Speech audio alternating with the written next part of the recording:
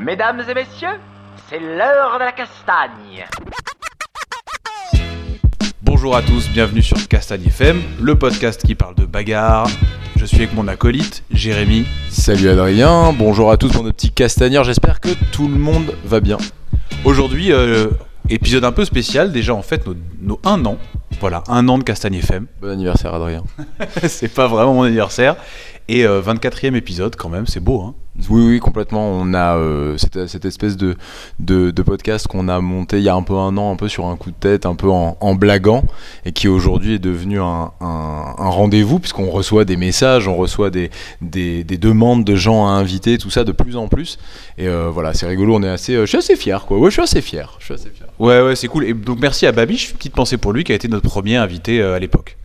Aujourd'hui, le studio de Castagne FM s'est déplacé, puisqu'on est sur les tatamis.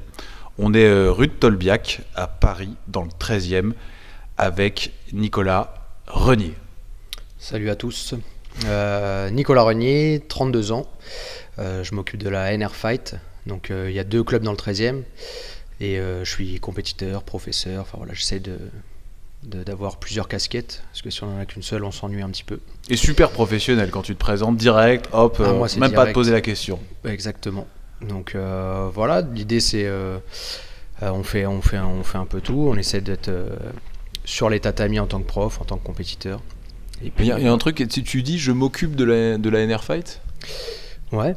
C'est pas à toi la NR Fight. Ouais, mais on est une équipe, et tout seul je serais personne, donc c'est moi on va dire le leader, mais après voilà, on est plusieurs à s'occuper du club, de l'équipe, de la marque, enfin voilà, il y a plusieurs choses autour de NR Fight. Parce que c'est devenu une vraie grosse aventure, ce NR Fight, parce que tu dis c'est aussi une marque, parce que vous avez du matériel, NR Fight, il y a des événements maintenant autour du NR Fight aussi.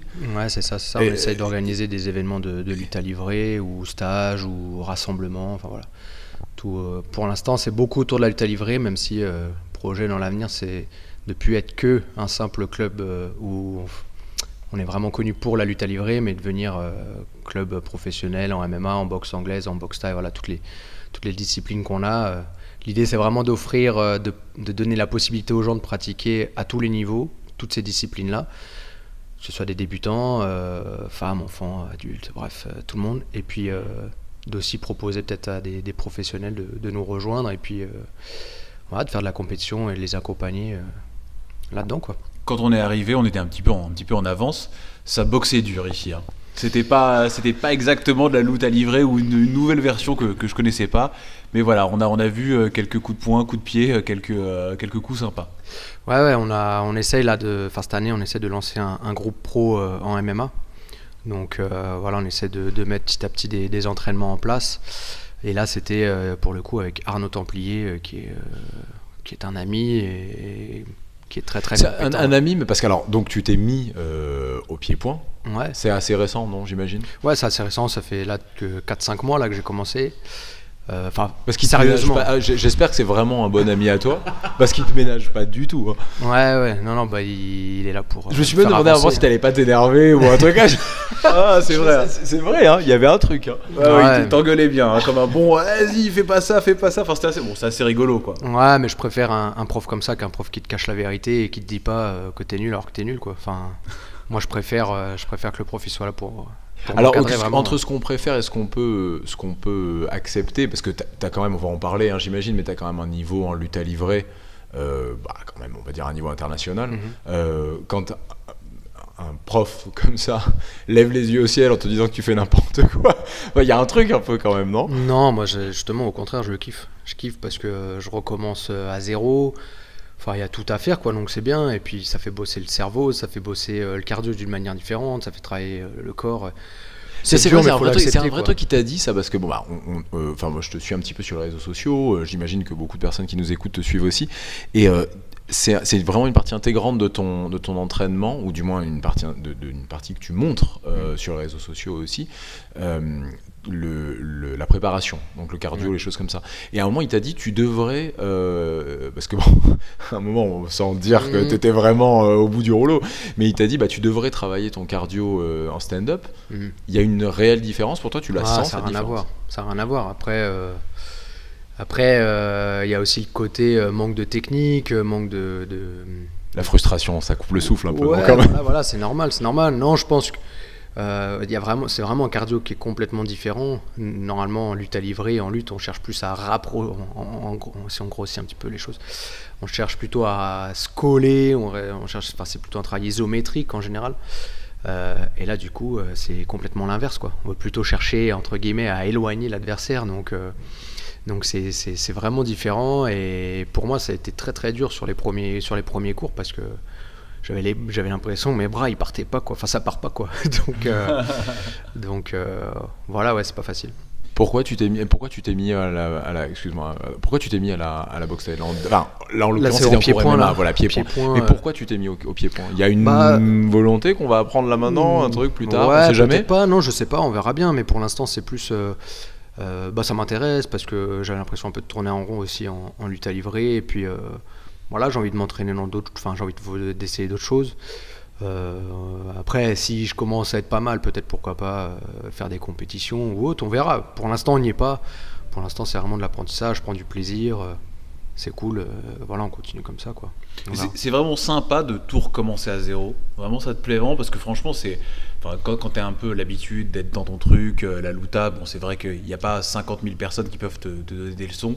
Il y a vraiment un plaisir à ça, genre à recommencer à zéro, à te faire engueuler et tout, vraiment. Ouais, sortir de la zone de confort. Ouais, moi j'adore. Je sais pas, c'est comme ça qu'on avance dans la vie, quoi. Si on reste toujours dans la même, dans sa zone de confort, on n'avance pas. Hein. C'est toujours enfin, il se passe rien. Donc non, moi j'adore essayer des nouvelles choses. Puis tous les jours, j'essaie même que ce soit pas que dans les sports de combat, mais j'essaie d'avancer, de faire des nouveaux projets, des choses pour avancer, quoi. Et faire on le voit avec le NR Fight, parce que tu dis là, pour revenir un peu sur ce que tu disais on essaye d'incorporer de nouvelles disciplines, tout ça, mais c'était il y a 4 ans ou 5 ans, peut-être que je me trompe, tu vas me donner peut-être sur les dates, peut-être que je me trompe, mais je cherchais du jiu-jitsu brésilien sur Paris, et à ce moment-là, il y avait du jiu-jitsu brésilien avec Mathias Jardin. Exactement. Donc tu as toujours eu cette volonté quand même de mixer un petit peu les disciplines. Ouais, après ça reste du sol, hein, bien sûr. Ouais, non, j'ai toujours... en fait, ce que je trouve des salles de sport de combat, c'est que c'est soit très loisir, soit très compétition et inaccessible à quelqu'un qui veut s'entraîner normalement, quoi. Et en fait, moi, je voulais proposer une salle où les gens, un peu comme au Brésil, en fait, parce que je connais un peu le Brésil, quoi. Ça fait 15 ans que j'y vais régulièrement. Ma femme est brésilienne, etc. Et tu y organises des sorties. Voilà, des stages régulièrement. Des sorties au Brésil. Et du coup, en fait, moi, j'ai voulu faire une salle un peu comme il y a là-bas, c'est avec plusieurs disciplines et accessible à tout le monde, en fait. Aussi bien aux débutants. Enfin, en fait, c'est aussi proposer aux débutants la possibilité de s'entraîner, entre guillemets, comme un pro. Enfin, ce sera jamais comme un pro s'il est débutant, mais voilà, lui donner la possibilité ou alors, s'il veut rester que débutant et faire que des sparring légers ou même pas du tout sparring, c'est possible aussi chez moi, quoi. Donc voilà, c'est donner la possibilité à tout le monde de pratiquer les sports de combat. Et de quelle façon tu fais ça? De quelle façon t'amène à proposer et du loisir et du pro? Tu différencies les cours ou En fait, moi, chez moi, les gens, ils ont accès à tous les cours, à tous les niveaux. Maintenant, ils savent ce qui les attend. En fait, on leur propose, on le sait, on leur dit déjà le programme de la séance, quoi. Donc, il y a des séances où c'est ce qu'on appelle, par exemple, si on prend l'exemple de la boxe thaï, mon premier cours de boxe thaï, mon premier cours de boxe thaï, il n'y a pas du tout de sparring à la fin, ni à thème, ni libre. C'est que renforcement musculaire, échauffement, et puis apprentissage technique. Derrière, on a par exemple boxe thaï base. Boxe thaï base, c'est la même chose, sauf qu'on propose des sparring à thème ou des exercices à thème. On essaie de reproduire la technique. Et après, le troisième niveau, qu'on appelle tout le niveau, c'est la même chose, sauf qu'on propose à la fin des sparring libres. Donc voilà, les gens ils savent, quoi. Il y en a en fait il faut se faire à tous les profils. C'est-à-dire qu'il y a des gens, ils ont envie de commencer, mais ils n'ont pas forcément envie de faire la bagarre dès le début. Ils ont envie d'abord d'être rassurés, ils ont envie de C'est ce faire que un j'allais peu de dire, si tu technique. veux pas faire la bagarre dès le début, bon après.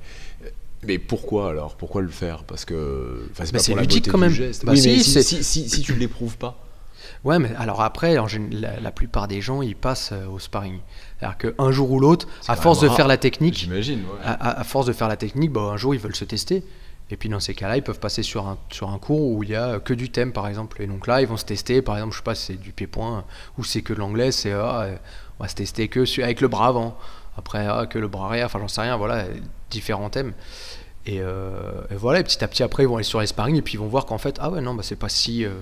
Enfin, pas Ouais, si. ça fait peur, mais en vrai, c'est pas si grave que Voilà, ça, quoi. exactement. Parce que le truc, c'est que c'est comme le rugby, c'est comme tous ces sports-là, comme le MMA, les gens, ils voient tout de suite les sportifs de haut niveau.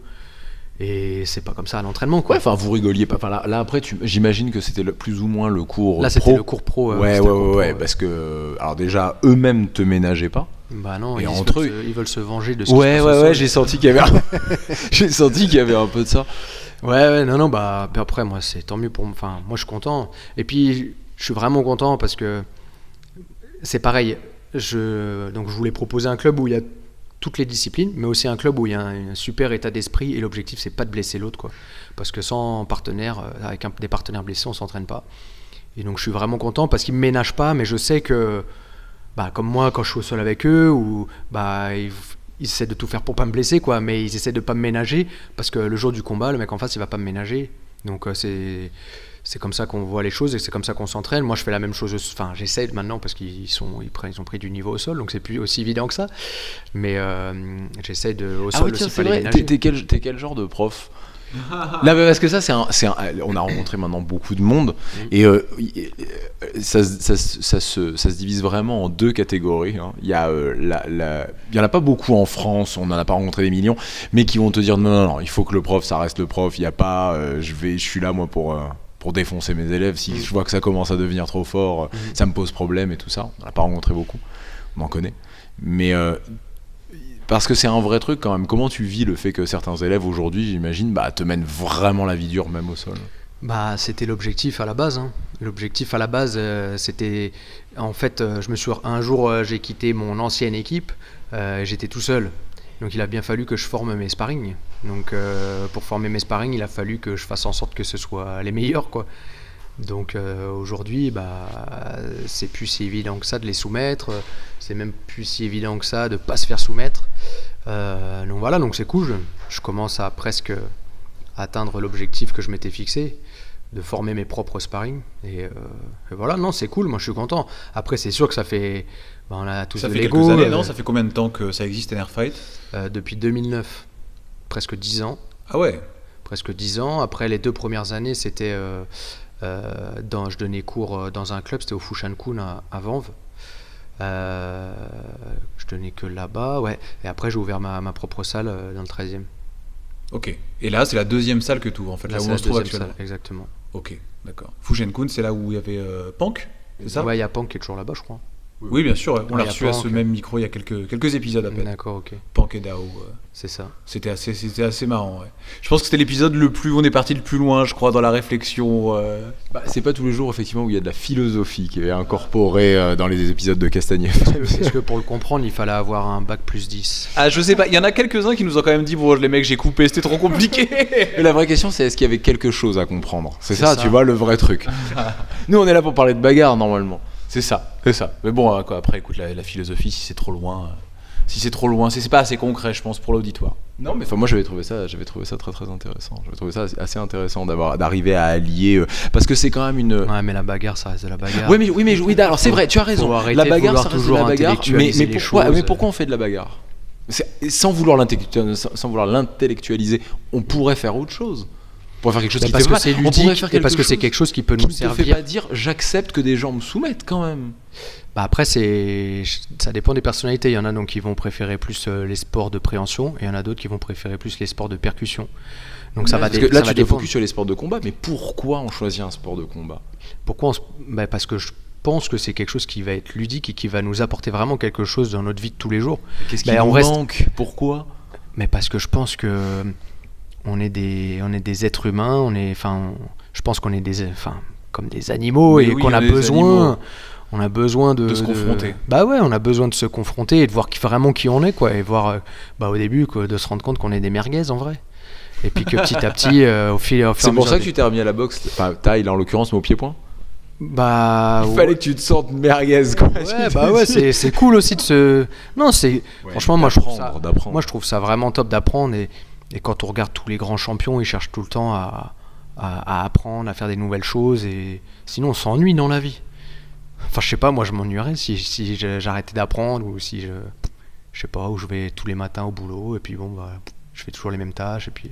C'est vrai pas qu'à un moment possible. c'est un peu répétitif pour toi, c'est-à-dire que c'est le matin le bout à livrer, je donne des cours et je rentre chez moi. Enfin, ça t'a jamais, Bah t'es non, jamais mais lassé. elle est géniale cette vie, c'est la meilleure vie pour qu'on le- peut. Attends, on va en parler, On va en parler parler, après, j'espère. si vous voulez. Mais Nicolas, c'est un businessman. Il sait ce qu'il fait. Tu vois ce que je veux dire? Il est plein de projets. Il y a plein de projets. Il n'y a pas que la lutte à livrer, donner des cours et repartir chez lui. Tu vois. Oh bah, je pose les questions naïvement, moi. Hein. J'essaie de comprendre. Non mais c'est vrai, t'es quand même hyper actif. Pour le coup, t'es quand même vraiment très actif dans la communauté. Alors je sais même pas si... C'est un milieu qu'on connaît très peu avec Adrien. On commence un peu maintenant à s'ouvrir à ce milieu-là, mais c'est un milieu qui pour nous n'est pas hyper représenté en fait, la lutte à livrer. Pour nous au sol, il y a cette espèce d'entité qu'on appelle le grappling et le jiu-jitsu brésilien. Non, je sais pas, Adri, tu... Ouais, la lutte à livrer, c'est un peu un monde à part. C'est un petit peu différent. Je sais pas, c'est une espèce de. Je sais pas comment dire. J'ai peur de vexer des gens. Parce que j'ai Non, presque mais l'impression que c'est pas un vrai sport. il faut Pour moi, parler, j'ai il faut l'impression parler. que c'est. Je sais que c'est un vrai sport. Je vais m'attirer Ouais, des tonnes. ouais. Mais j'ai presque l'impression que c'est pas quelque chose qui diffère foncièrement du jiu-jitsu brésilien, même si je commence à vraiment m'en rendre compte de plus en plus. Mais que c'est une entité un peu à part du jiu-jitsu brésilien. Ouais, j'aurais dit une espèce de case spéciale dans le jujitsu. Voilà. Alors que j'ai l'impression que les gens qui font de la lutte à livrer justement le revendiquent pas mal et se détachent du jiu-jitsu brésilien. Ils disent non, on n'a pas la même racine nous à la base, donc c'est pas vrai. Après toi, je sais pas quelle est ta vision de la chose. Bah écoute, il y a quelques années, je me serais énervé. Tu vois Non. Toi, En fait, de près ou de loin, t'as aucune Non, mais en accroche fait- avec le jiu-jitsu brésilien. Y a non, rien. non, je m'en fous, moi. Chacun fait sa vie. Enfin, et puis c'est beau ce qu'ils sont en train d'accomplir. C'est même incroyable. Un sport comme ça, des milliers de personnes qui vont au championnat du monde. Enfin, c'est un concept qui est vraiment nouveau. On voit pas ça dans les autres sports dans les autres sports même. Dans les autres sports, c'est pas tout le monde qui va faire les championnats du monde. C'est pas tout le monde qui va faire les championnats d'Europe. Donc non, c'est génial. Ça donne des possibilités à même des gens qui commencent tard de pouvoir faire des championnats du monde et tout. C'est beau. Après, c'est bien et pas bien parce que forcément, le mec qui rentre, qui est ceinture blanche, bon, il n'y a pas de souci, mais le mec qui rentre, qui est ceinture blanche, master, je sais pas, 4, et qui dit sur internet ou autre, enfin moi je m'en fous aujourd'hui, j'en suis plus là, mais qui dit je suis champion du monde sans préciser vraiment de quoi, bah forcément c'est un petit peu bah ouais, mais mon gars, t'es pas champion du monde adulte, ceinture noire, où c'est là, le niveau il est dur. Après, chaque catégorie est dure.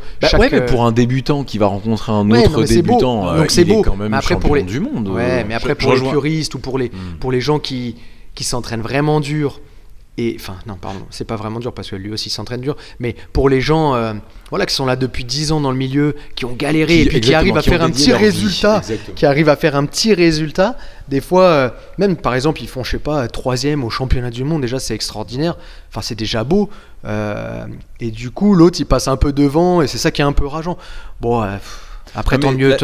Là-dessus, moi je te rejoins. Hein. C'est sûr qu'il y a un côté très commercial dans le faire. Alors, il n'y a plus de championnat du monde ceinture blanche, ça n'existe Ouais, plus. bon, bref, mais bleu, parce ou que peu ça fait importe. quelques années, mais ça existait avant. Hein. Mais voilà, je suis champion du monde adulte ceinture bleue. Déjà, c'est très très dur. Ouais, Tu vois. non, mais bien Mais sûr, quoi qu'il tout en est soit- dur à tout. Non, mais là où t'as raison, c'est vrai. Master 4, Master 12 ceinture bleue. Ils étaient 3. Il arrive Ouais, 3e. Il dit ouais, je suis ceinture de bronze, médaille de bronze au championnat du monde. J'en ai vu des mecs qui sont partis, ils ont perdu au premier tour, ils terminent sur le podium et ils rentrent à Paris et ils disent pas ce qui s'est vraiment passé. Moi, je l'ai vu.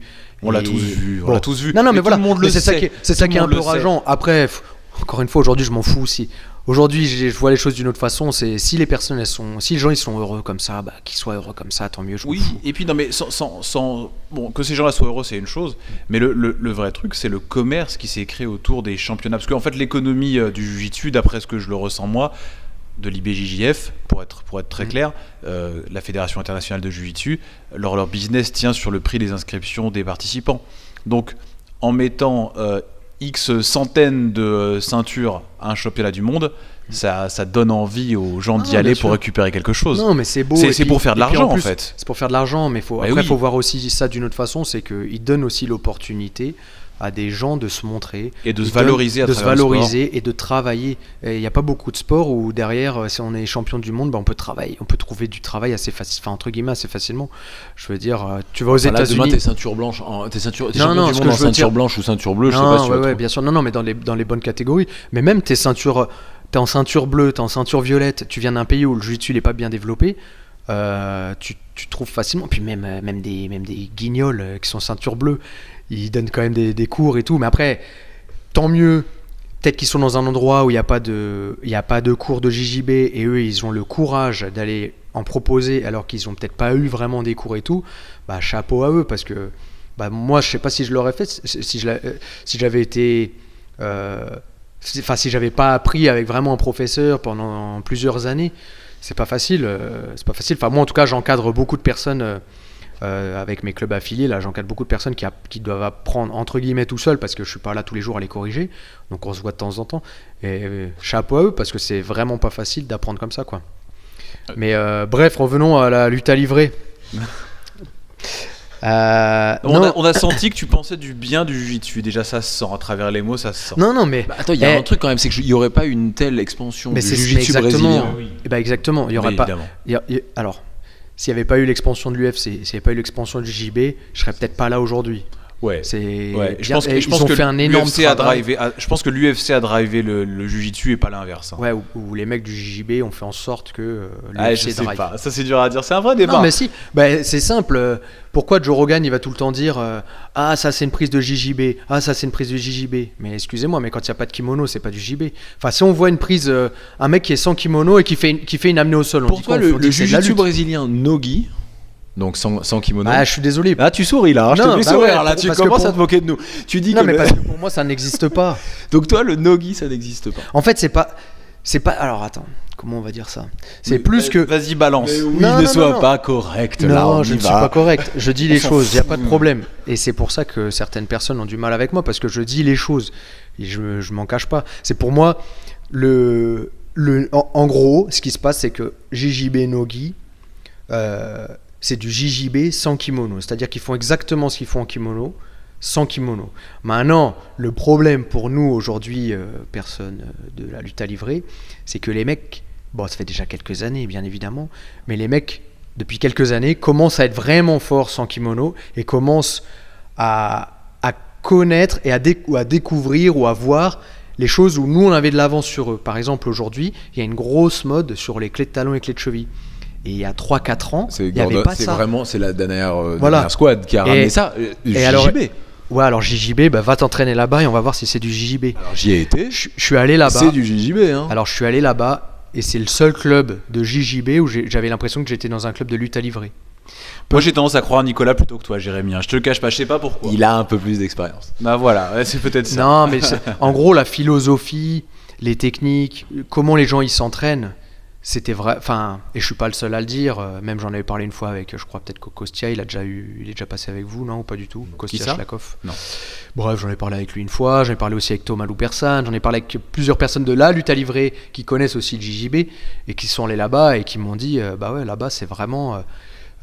mais même quand ils parlent sur internet, tout ce qu'ils disent, et ils le disent eux-mêmes, ils disent on a un style qui est différent des autres. Pourquoi ils se définissent? Parce que on va prendre Gordon Ryan, à la limite, moins Gary Tonon, t'as raison, Gary Tonon l'a ramené moins sur le côté JJB. Gordon Ryan c'est pareil. Mais Gordon Ryan tatoué JJB, mais tranquille, mais il dit ce qu'il veut. Mais après, alors chacun dit ce qu'il veut, c'est comme. Parce que quel serait son intérêt de... Mais non, mais il a pas. Non, mais attends. Alors, il est pas parti voler. À il n'est pas parti s'entraîner 10 ans en lutte à livrer et puis revenir après faire du JB et dire je fais du JB.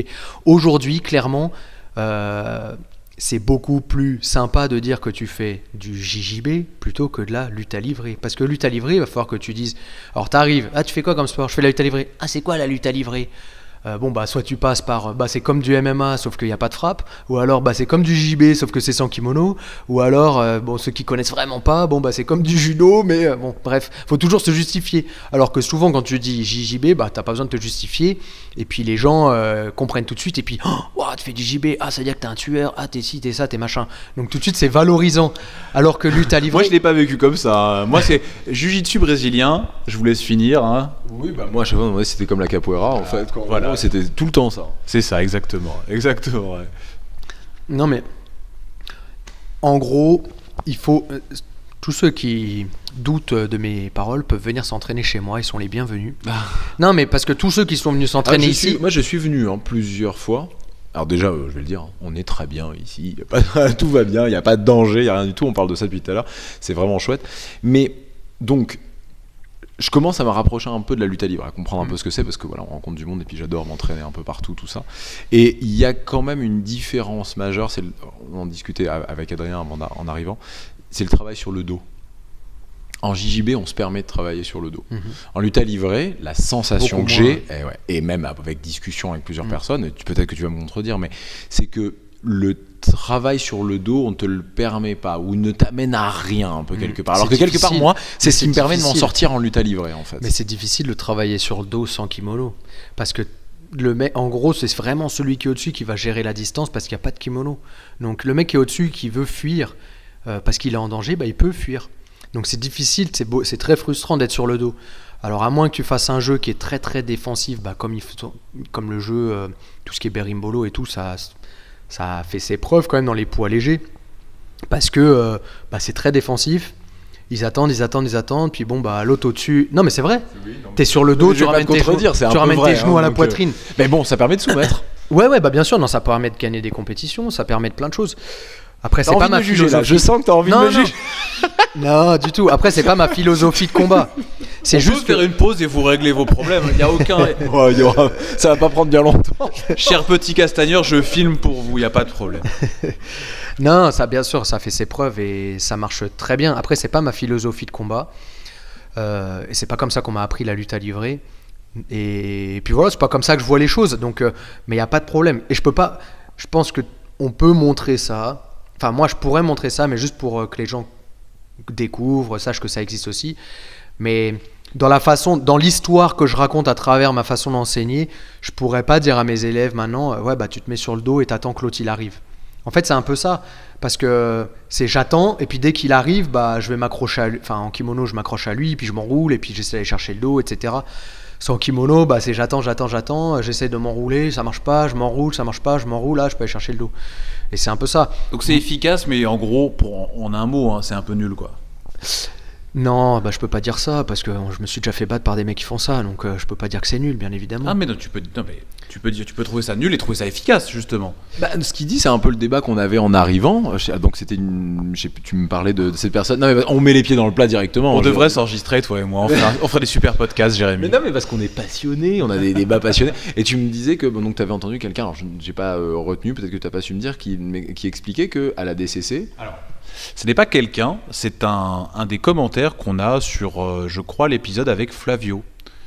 Sur les commentaires sur la chaîne YouTube, quelqu'un nous a dit: ok, super la lutte à livrer, mais si c'est si fort, pourquoi ça n'a jamais gagné la DCC? Voilà, je remercie cette personne qui a commenté. Est-ce que je peux commenter ça ou pas? Tu peux bien sûr commenter ça. En tant que champion à DCC, je pense qu'il n'y a pas mieux placé que ça. Je suis pas champion à DCC, j'ai juste participé 6 fois. Donc j'ai pas gagné la DCC, parce que on sait jamais, après les gens, il a pas gagné, bref. Mais après le niveau là-bas, ça n'a rien à voir. Bref, on va commencer par le début. Déjà, il y a combien de pratiquants de JJB aujourd'hui par rapport au nombre de pratiquants de la lutte à livrer? Ça, c'est la première question. T'as un ordre d'idée?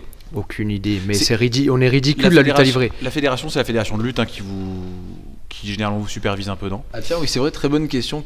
En France, quelle est la fédération qui gère la lutte à livrer? Alors moi, j'essaye de monter un comité de lutte à livrer, à travers lequel j'essaye de faire de la formation et de proposer des compétitions. Maintenant, pour être franc, je crois que je commence à vieillir, en avoir marre. Non, mais j'ai bien compris qu'il y a trop d'ego dans ce milieu-là et que ça va être très difficile de fédérer tout le monde. Donc aujourd'hui, tant pis. Si c'est que les gens, entre guillemets, qui sont autour de moi, qui veulent venir participer, bah, tant mieux pour eux, ça leur fait une expérience en compétition et tout.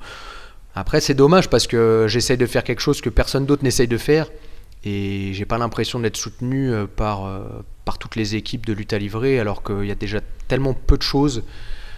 Enfin bon, bref, c'est dommage.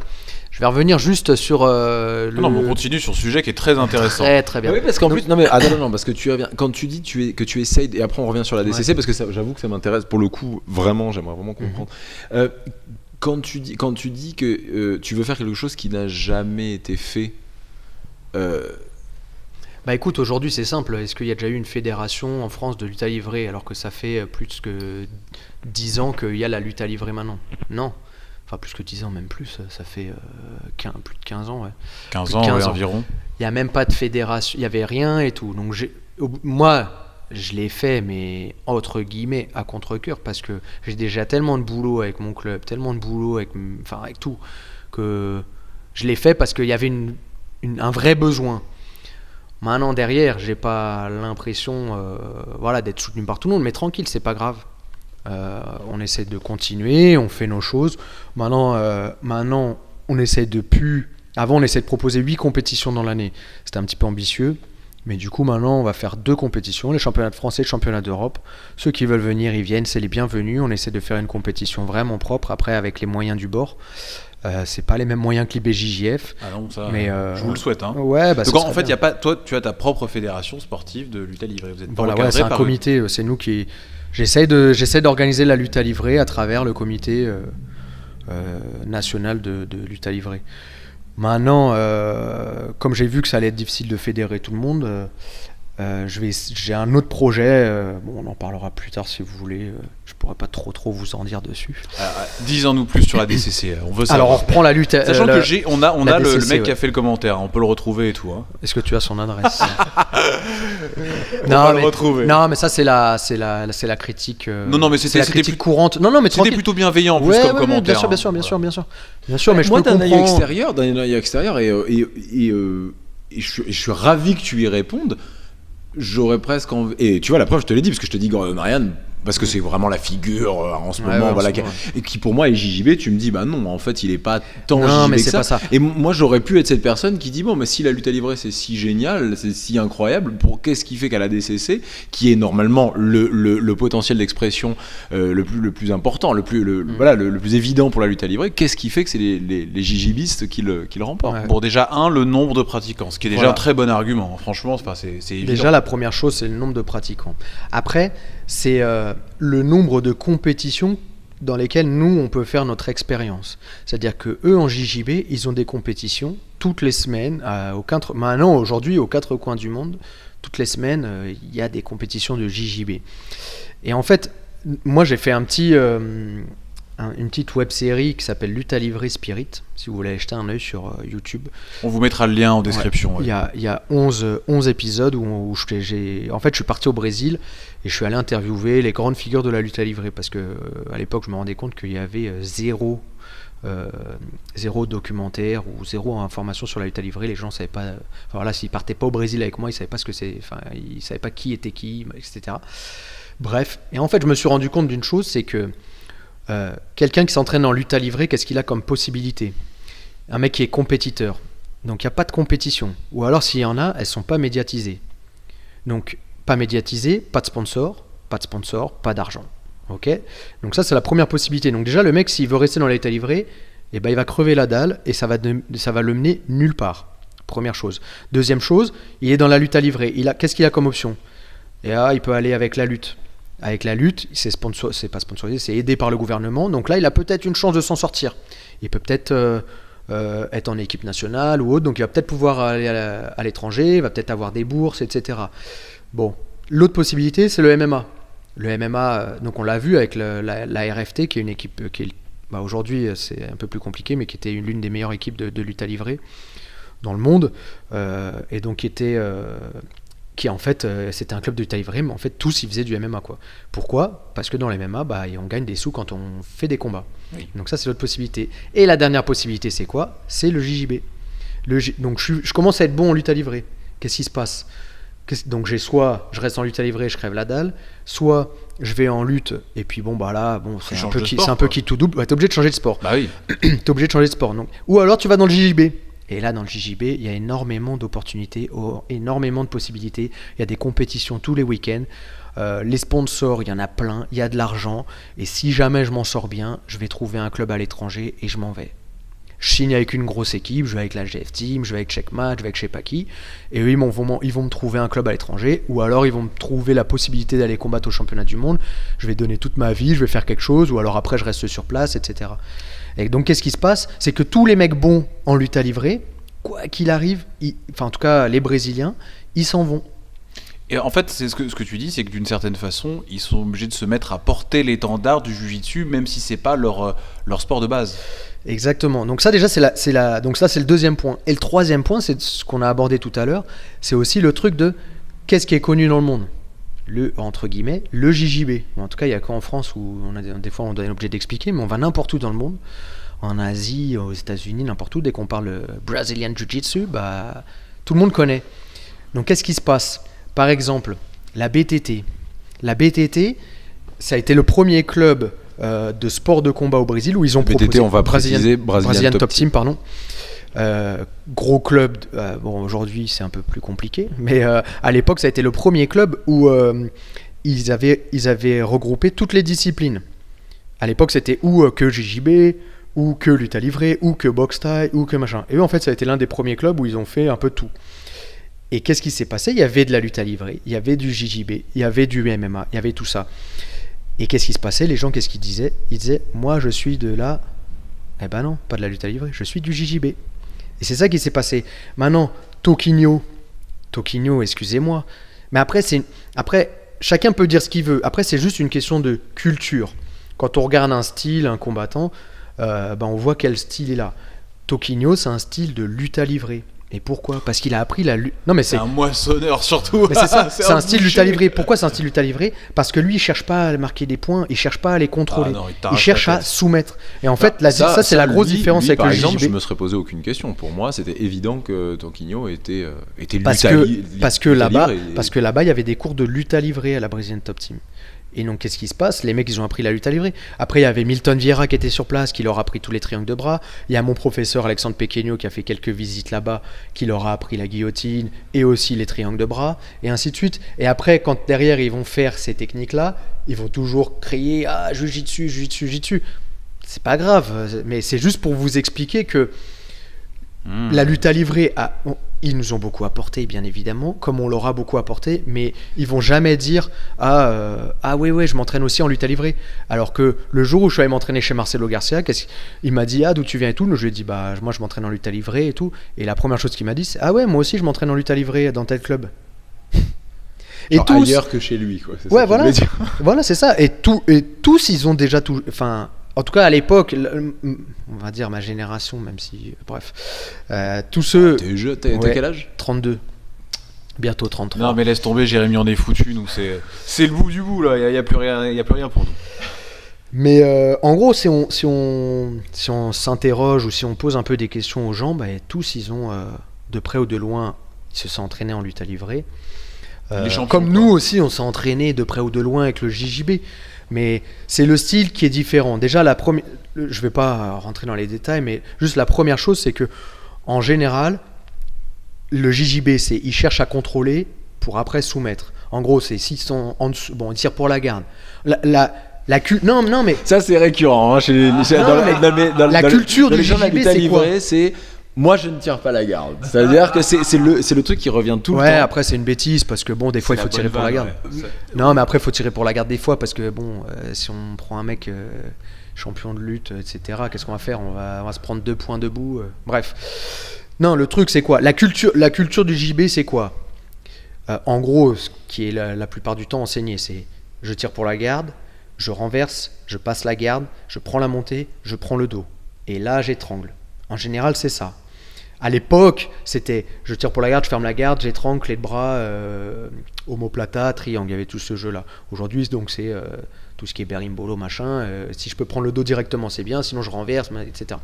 Et nous, en lutte à livrer, la culture, c'est plus je suis debout, je lutte parce que je veux être au-dessus, parce que sur le dos, je suis pas à l'aise. Enfin, on a compris que c'était pas quelque chose. Et si vous regardez bien la DCC maintenant, il y a très peu de personnes maintenant qui tirent pour la garde. Ah, c'est interdit, non? Non, tu as le droit de tirer pour la garde avant les points.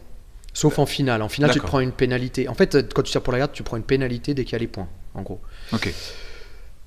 Donc nous, en général, on essaie plutôt de travailler au-dessus. Et dès qu'on arrive au-dessus, on essaie de soumettre tout de suite. Par exemple, s'il y a un pied qui dépasse, s'il y a quelque chose, s'il y a une opportunité de soumission, on va pas chercher à marquer des points, on va plutôt chercher à soumettre. D'accord? Ça va être plutôt ça, les deux cultures. Après, forcément, il y a des gens en lutte à livrer qui vont avoir cette culture un peu du JJB et des gens en JJB qui vont avoir cette culture de la lutte à livrer. C'est juste ça. Et quand on regarde donc quand on regarde l'évolution de la DCC, eh ben on voit qu'aujourd'hui, la plupart, ils partent sur cette, entre guillemets, ce que j'appelle cette culture de la lutte à livrer. C'est-à-dire, aujourd'hui, il y a quasiment plus personne qui tire pour la garde. C'est quasiment tout le monde veut. Il y a une grosse guerre du il y a contrôle une des grippes et tout, c'est Exactement. vrai, je suis d'accord. Tout le monde veut ramener, tout le monde veut être au-dessus parce qu'ils savent maintenant que quand on est en dessous, on est dans la merde. Ok. Non, mais c'est la vérité. Quand on est en dessous, on est en difficulté. Et quand on a Gordon Ryan aussi dessus. Et quand on a Gordon Ryan au-dessus, c'est Voilà. encore plus compliqué. Donc voilà, en gros, c'est ça. Après, Tu trouves qu'il y a un problème de reconnaissance un peu quand même? bah de la ouais, il lutte y a à un problème de livrer. reconnaissance, mais ça, c'est de la faute à qui? C'est de notre faute à nous. On a eu que des merguez, des mecs incapables. En fait, il n'y a pas eu de visionnaire dans notre sport. C'est-à-dire qu'en JJB, ils ont eu de la chance d'avoir la famille Gracie. S'il n'y avait pas eu la famille Gracie, aujourd'hui, le JB, ce serait qu'au Brésil. Le JB, il c'est serait vrai, pas, hein. il serait pas partout dans le monde. S'il n'y avait etc. pas eu la famille Gracie, il n'y aurait peut-être même pas de JJB. Il y aurait peut-être même pas. Après, si. Pour être un peu. Mais ce serait pas. Il y aurait eu peut-être une évolution de la lutte à livrer avec autre chose, parce qu'il y avait déjà la lutte à livrer avant. Hein. Ouais, la lutte Mais a- le jiu-jitsu brésilien, comme on l'appelle aujourd'hui, s'il n'y avait pas eu la famille Gracie, il n'y aurait même pas eu ça. Il n'y aurait peut-être pas eu de jiu-jitsu brésilien comme on le connaît aujourd'hui. Après, c'était pas que eux à la base. Hein. Il y avait pas que. Après, je connais pas exactement l'histoire, mais je sais que par exemple la GF Team, ils sont pas issus de cette famille. Enfin, ils ont pas de lignage. Je sais pas comment dire en français. Bref, lignage, Ligné, ouais, Ligné, ligné, ouais. voilà, c'est ça. Avec la famille Gracie, je sais pas qui l'a appris directement, Julio, mais c'était pas avec des Gracie. Donc c'est ça. C'est heureusement qu'ils ont eu les Gracie parce que peut-être qu'aujourd'hui ce serait pas sorti du Brésil quoi. Mais c'est marrant ce que tu racontais tout à l'heure, c'est ça en fait. C'est quand même un peu les Gracie qui ont créé le jiu-jitsu brésilien. Ou qu'ils l'ont créé, je sais pas, mais en tout cas qu'ils l'ont fait. Qu'ils l'ont mis à jour. Qu'ils l'ont mis quoi. à jour, Mais c'est ouais, même- on peut même dire que c'est Royce Gracie parce que Ils ont quelque vu- part Elio Gracie tout seul chez lui à combattre des gens autour de ce ring un peu voilà. Je sais pas si ça aurait eu le même impact, même avec une médiatisation poussée, tout ça. Là, l'UFC, donc à l'américaine, c'est ce show-là, et d'ailleurs, il y a cette image où on voit Royce Gracie le bras levé, et c'est un mème qui revient souvent sur Internet en disant ce jour qui a changé les arts martiaux pour l'éternité, ou je sais pas quoi, parce que on s'est rendu compte de la supériorité de ce sport-là sur les autres. Et donc voilà exactement. Donc ça, il y a eu pouvait le voir. il y a eu création du jiu-jitsu, puis médiatisation du jiu-jitsu par le MMA. Et c'est ce que tu disais Nicolas juste après, c'est en fait la victoire, enfin la médiatisation du MMA a probablement contribué très fortement au succès du jiu-jitsu brésilien aujourd'hui. Mais je sais même pas. Enfin, après, ça, on peut pas le savoir. Mais est-ce que même si l'UFC n'avait pas continué, parce que ça s'est arrêté à l'UFC 6, je crois. Ouais, je connais pas exactement l'histoire, mais je sais qu'il y a un moment où ils étaient en. Ça s'est arrêté en pendant difficulté. 4-5 ans. Hein, donc, je veux pas dire. Je crois que c'est 6. Je crois que t'as raison, c'est ça, c'est 6, ouais. Et- Alors que ça continuait au Pride. Et il y a, voilà, exactement, on continue au Pride, mais il y avait les cassettes, on avait vu donc cette victoire incroyable, parce que c'était tous les combats en une soirée et tout ça, enfin, de ce petit gars, qui est un petit, pour nous, maintenant, c'est un gars, mais par rapport aux personnes contre lesquelles il se battait, par rapport aux autres combattants, c'était pas un monstre, hein, je veux dire, Royce Gracie. Et pour moi, de mon œil extérieur, ils avaient déjà fait le taf. C'est-à-dire que cette cassette aurait continué à tourner, elle aurait continué. Alors maintenant, l'UFC, c'est sûr, ça a permis d'aller encore plus vite, mais ça avait déjà mis le jiu-jitsu brésilien sur le devant de la scène. Est-ce qu'il y avait besoin de l'explosion de l'UFC pour voir cette explosion du jiu-jitsu brésilien? Honnêtement, je pense que c'était déjà réussi. Moi, tu vois, je suis pas d'accord. Moi, je pense que c'est la professionnalisation du MMA, que ce soit structuré, qu'il y ait des vraies règles, que ce soit transformé en un sport et non pas en un show qui a fait que c'est devenu cool. Bon, enfin moi je te dis ça parce que c'est mon exemple, c'est comme ça que moi j'ai commencé le jiu-jitsu. Alors je suis d'accord avec toi, mais alors donc moi là maintenant ça me fait revenir, ça me fait complètement adhérer à ce que dit Nicolas. Quelque part, ça veut dire que les gens qui ont peur de ce que pourrait donner le MMA pour eux, de prendre des coups, de tout ce que tu veux, ils se rabattent sur la partie qui est la plus efficace, mais celle dans laquelle tu prends le moins de coups, la plus ludique. Mais alors pourquoi à ce moment-là, ils se rabattent pas sur la lutte à livrer, qui est beaucoup plus proche de ce qu'on va retrouver en MMA que de mettre un kimono. Non, mais après, c'est quand on regarde un petit peu le JJB et qu'on réfléchit à comment tout s'est passé. Pour moi, pour le lifestyle, ils sont occupés. Enfin, ils ont copié sur le surf pour se faire connaître. Pour se développer, ils ont copié sur le judo. En fait, si on observe un petit peu, ils ont été très très forts et ils ont eu une vision dès le début. Ils se sont dit tout de suite, on a un business, il faut pas le lâcher. Bien sûr, ils se sont inspirés des meilleurs tout de suite. Ils ont compris, mais bien sûr. Ils ont compris. Et c'est des bons businessmen, c'est pour ça que. Sûr, hein. Et qu'est-ce qui s'est passé ? Elio, il s'est dit il nous faut une légende. Ils ont pris Rickson Gracie, mais ils lui ont jamais. Bon, excusez-moi, mais ils lui ont jamais mis les meilleurs de l'époque. Ils lui ont pas mis les meilleurs de l'époque à Rickson Gracie. Par contre, après, parce qu'en fait, le moment où ils se sont dit ça. Roller ou tous les autres, ils avaient déjà eu des défaites et tout, donc c'est dit il nous faut une légende, donc on va prendre Rickson. En plus, Rickson, Quelle était sa légende ? Tu peux nous dire exactement ? Sa légende, c'est-à-dire ? Quelle est la, tu nous dis, il nous faut une légende, la légende de Rickson, c'est quoi ? Non, mais il faut quelqu'un qui représente notre sport. Il faut une icône en fait. Est-ce que j'allais dire une figure de proue en fait. Donc en fait, Roy, c'était pas suffisant pour toi ? Non, parce que. Qu'est-ce qu'il avait fait ? Qu'est-ce qu'on lui prête comme je sais pas, 500 combats, 500 victoires, machin, alors que c'est faux. Enfin, on le sait très. Enfin, c'est genre ils ont compté. Non, mais attention, parce qu'on connaît très très bien Rickson Gracie. Il y a pas de problème. Qui passe avec plaisir. J'ai déjà parlé avec lui et tout, il y a pas de souci. Non, mais après c'est bien évidemment. Moi, j'ai entendu plein d'histoires sur Rickson, comme quoi il allait donner des stages à la Gracie Barra, qu'il alignait toutes les ceintures noires de l'époque, donc c'était tous des champions du monde, et que en moins d'une minute, il soumettait tout le monde les uns après les autres, quoi. Enfin, j'ai entendu plein d'histoires quand je combattais des ours. Tu veux dire qu'il rencontrait des lions qui transformaient l'eau en açaï et tout. Non, mais après, voilà. Et Lio, en fait, il avait besoin de ça. En fait, ils avaient besoin d'une figure de proue. Bon, ils avaient besoin donc d'un champion. Ils avaient besoin aussi d'un créateur, donc Elio. Et après, ils avaient besoin aussi de prouver. En fait, c'est comme ça que, comme avant l'UFC. C'est intéressant ce que tu dis, c'est qu'en fait, ils ont magnifié un sport qui quelque part existait déjà, en fait. Et ils lui ont juste donné un autre nom, ils lui ont juste ils l'ont dépoussiéré. Mais quand tu regardes les Brésiliens, c'est ce qu'ils font avec tout. Quand tu regardes, c'est ce qu'ils font avec tout. C'est-à-dire que la lutte à livrer à la base, c'est quoi ?